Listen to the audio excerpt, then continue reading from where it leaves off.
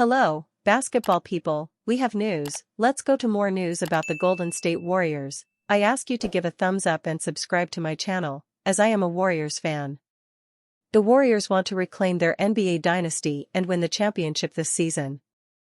Trey Murphy III is a versatile, athletic, skilled player, a great scorer, and if the Warriors manage to get him from the Pelicans, it will be a surefire deal, because Trey Murphy III, along with the Warriors stars, will raise the team's level to title contenders.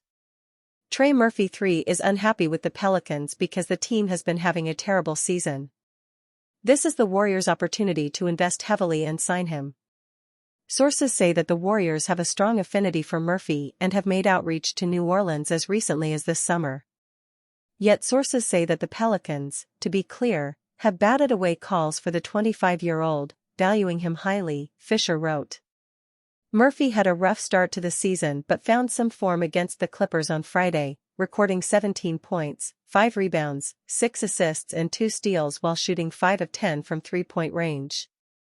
The 25-year-old is otherwise epitomizing the Pelicans' sluggish start to the season, having averaged 13.6 points, 6.8 rebounds, and 3.8 assists on just 36.4% shooting from the floor and 30.3% from three-point range through 5 games. While New Orleans may shift their stance on Murphy if their struggles continue, it's also worth wondering whether Golden State would hold the same level of interest now following Jonathan Kuminga's excellent start to the season. Kuminga would almost certainly have to be involved in a trade to reach the $25 million Murphy is making this season, not to mention additional draft assets the Pelicans would want. It's unclear whether the Warriors would even make a one-for-one swap based on current form, albeit Murphy does have far more consistent production behind him after averaging 21.2 points, 5.1 rebounds, and 3.5 assists on 36.1% three-point shooting last season. Will Golden State hunt additional big man depth? Al Horford is likely to prove a massive addition to the Golden State Warriors this season, but that's not to say the franchise is completely comfortable with their center rotation according to one Warriors insider. Nick Friedell of The Athletic recently pointed to the addition of another big man as Golden State's likely midseason move, if any, suggesting that the front office may realize that Horford isn't enough given they're currently limiting him to 20 minutes per game. Warriors might realize they need more support for Al Horford. Horford has already rested from a pair of back-to-backs early in the season, with Friedell believing the Warriors could look at additional depth depending on what happens ahead of the midseason deadline. I would just say another big man, because you know what you're going to get from Draymond, Friedell said. I know Horford has started slowly, but again, he's Al Horford and he'll be fine. If you had one more big man just for depth purposes, I think that could help them. But let's see how the next couple of months play out.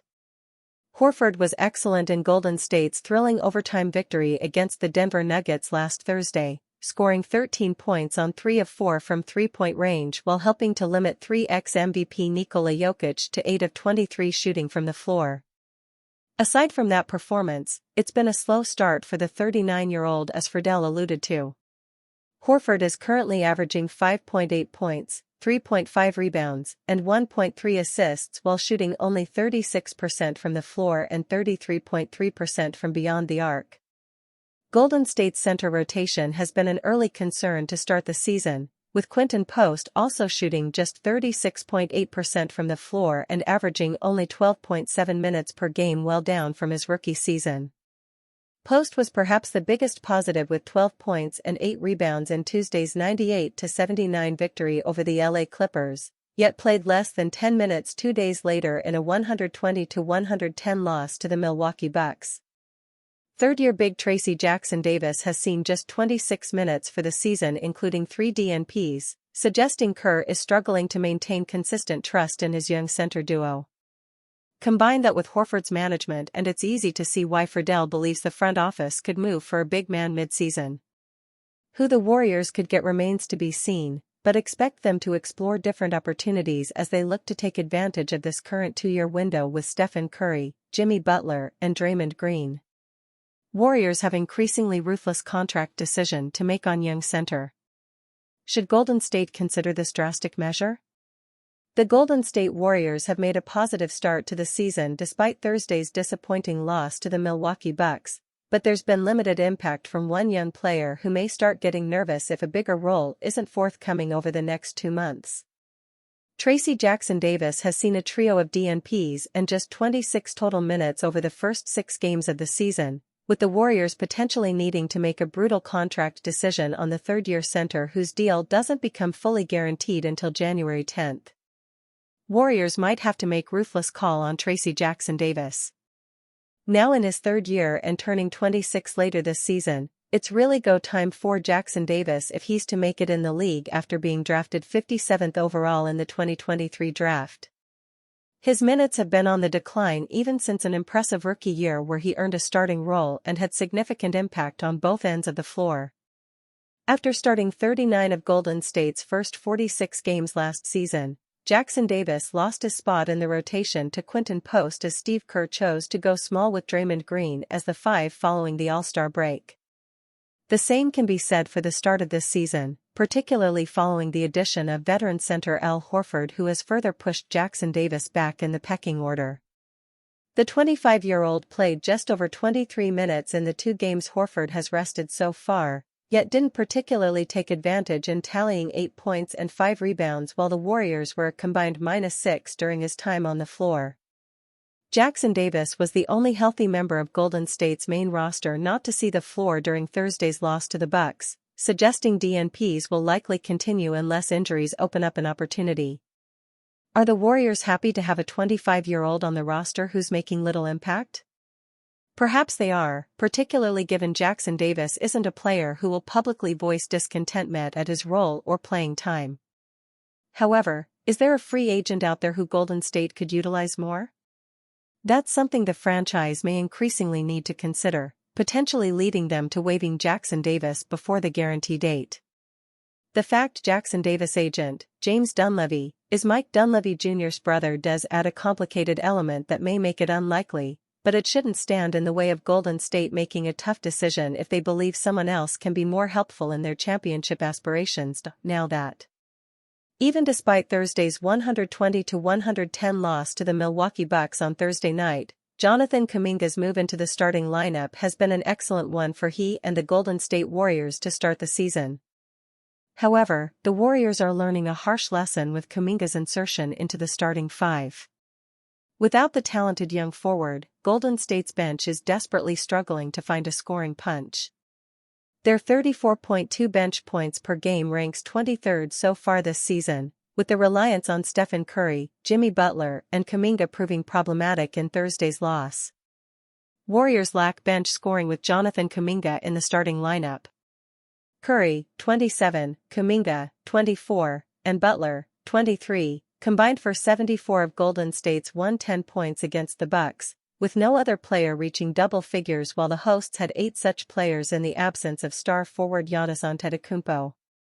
With one of Curry and Butler assured to be on the floor at all times when healthy, perhaps the lack of bench scoring won't restrict the Warriors from being one of the best teams in the Western Conference. In fact, the emergence of Kuminga as a legitimate third scorer far outweighs the lack of bench scoring in terms of early season developments. That doesn't mean that Golden State shouldn't try to address their bench issues. Part of this is simply improvement from individual players. Buddy Hield is currently shooting 41.5% from the floor and a paltry 28.6% from three-point range, while Moses Moody is shooting 35.7% from the floor in his 4 games since returning from a calf injury. Golden State's 2 primary big men, Quinton Post and Al Horford, are also shooting a combined 36.4% from the floor to start the season. There's undoubtedly significant improvement to be made in those numbers, but it's also factual that all those players are play finishers rather than playmakers. They're largely just catch-and-shoot threats who need Curry and Butler to create them good looks to be effective, rather than players you'll call on to make a play. That's the one thing Kuminga could provide in previous years, but there's no chance that you would mess with the starting group or the rhythm the 23-year-old has found simply to address the bench scoring issue. Do the Warriors need to look at a bench option who can go and get a bucket when called upon? It's not an absolute necessity at this stage, but it's certainly something that's worth monitoring as the season progresses. Why Warriors are Thunder's biggest threat in Western Conference. The Golden State Warriors are back, dominating defensively and poised to challenge the Oklahoma City Thunder atop the West. For the past 2 seasons, the Western Conference has been dominated by the Oklahoma City Thunder and Denver Nuggets, featuring a young, dynamic powerhouse built around the MVP-level brilliance of Shai Gilgeous-Alexander and Nikola Jokic. Yet, while OKC looks every bit the favorite to defend its crown after a perfect 6-0 start, an old contender has quietly resurfaced with a renewed identity. The Golden State Warriors, once known for their dazzling offense, are now suffocating teams with the best defense in basketball. This new version of Golden State, constructed around discipline, depth, and defensive intensity, looks unlike anything Steve Kerr has coached before. After a convincing 98-79 win over the Los Angeles Clippers and a 4-1 start to the 2025-26 season, the Warriors have established themselves not just as a playoff lock but as the most serious challenger to the Thunder's throne. Inside the Golden State Warriors' defensive renaissance. It almost feels ironic to call the Golden State Warriors a defensive team. For nearly a decade, they've been the NBA's gold standard for offensive brilliance, Steph Curry's shooting, Draymond Green's orchestration, and a style that redefined modern basketball. But as the core ages and the league adapts, Golden State has evolved. They're no longer trying to outrun everyone, they're trying to outlast everyone. The transformation began late last season after acquiring Jimmy Butler at the trade deadline. While the move drew mixed reactions at the time, it completely recalibrated the Warriors' identity. From that moment forward, Golden State finished the final 28 games of the 2024-25 regular season ranked first in defensive rating, a trend that has carried into the new campaign. Butler's presence has been the steadying influence Kerr's rotation needed. He brings grit, accountability, and the kind of defensive IQ that elevates everyone around him. But it's not just Butler. Jonathan Kuminga's athleticism and length have made him one of the league's most disruptive forwards. Brandon Podziemski and Moses Moody have embraced their roles as energy defenders who switch seamlessly across positions. Together, this collective commitment to defense gives Golden State something it lacked last year, a reliable identity when shots aren't falling. And when they are falling? This team becomes nearly impossible to beat. The return of the Warriors' depth and discipline. Depth is the lifeblood of the Warriors' resurgence. During their championship years, Golden State thrived not just on star power but on system continuity, a bench that could defend, pass, and keep the rhythm alive when Curry and Green sat. That rhythm vanished last year amid injuries and inconsistency, but the 2025-26 roster feels balanced again. The rotation is deep with versatile defenders and ball movers. Podziemski's confidence and court vision make him a connector in lineups with Curry. Kuminga's evolution from raw athlete to two-way force has been one of the biggest stories of the Warriors' early season. Moses Moody's emergence as a reliable wing has filled the hole left by Klay Thompson. Then there's Draymond Green, the heartbeat of this new era. Still barking, orchestrating, teaching. His partnership with Butler has created one of the most terrifying defensive pairings in the league, two veterans who anticipate plays 2 passes ahead and know how to weaponize chaos. Even in the few losses Golden State has suffered, such as their high-scoring road defeats in Milwaukee and Portland, there's been no sense of panic. Kerr's system is built on trust, and this team has re-established it. The Warriors aren't trying to rediscover the magic of 2016, they're building something new. Bill Simmons lays out how the NBA is absolutely screwing the Warriors. Speaking recently on his podcast, Simmons leapt to the defense of the franchise and believes there's very little explanation for why the NBA set them up with such a difficult schedule straight out of the gates. I think there's a real chance Adam Silver hates Golden State, because I can't think of another explanation when I look at the schedule, Simmons said. These are all games that, 17 days, they have 10 games and they're basically all in different locations. That's AF***KU from the NBA schedulers. Are the Warriors legit contenders? Bill Simmons wants to believe in Golden State, but he wants to see how they fare in the brutal stretch of games coming up. The Warriors have already played 6 games through the first 10 days of the season, including a pair of back-to-backs within a 6-day period where they impressively managed to go 3-1 against decent opposition.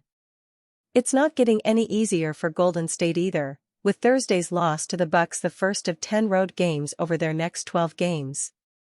Those 12 games will take place over 21 days, including another trio of back-to-backs. The first one might be on the easier side as the Warriors prepare to face the Phoenix Suns and Sacramento Kings on Tuesday and Wednesday, but the one beyond that is about the toughest test you could possibly get in basketball right now. The Oklahoma City Thunder and San Antonio Spurs are 2 of 3 teams who remain undefeated to this point of the season, with Golden State to face both in back-to-back games on the road next month. Throw in a visit to Denver and another back-to-back against the Miami Heat and Orlando Magic, and this is an incredibly difficult path for any team, let alone an aging one, to navigate through early on. The plus side is that if the Warriors can manage to make it through this period with a strong record while remaining healthy, then their legitimacy as a title threat will only strengthen after what's been a bullish start to date.